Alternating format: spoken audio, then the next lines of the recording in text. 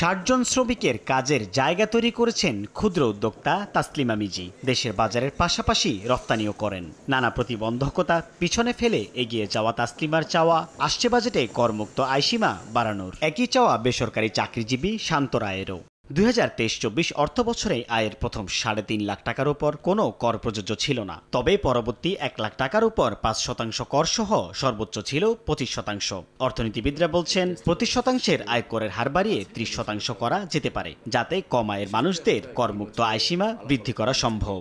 ২০০৯-১০ অর্থ বছরে ব্যক্তি শ্রেণীর করদাতাদের জন্য করমুক্ত আয়ের সীমা ছিল ১,৬৫,০০০ টাকা, যা ১০ বছরে হয় দ্বিগুণ। তবে ২০২৩-২৪ অর্থ বছরে আসে পরিবর্তন। পুরুষদের ক্ষেত্রে ৩.৫ লাখ আর মহিলার জন্য ৪ লাখ টাকা আয়কর দিতে হচ্ছে অন্যদেরও। এই পরিবর্তনের পরও চলতি মাসে আবারও মূল্যস্ফীতি বেড়ে ৯.৮৯%। এমন পরিস্থিতিতে করমুক্ত আয়সীমা আরও বাড়ানোর দাবি সাধারণ মানুষের।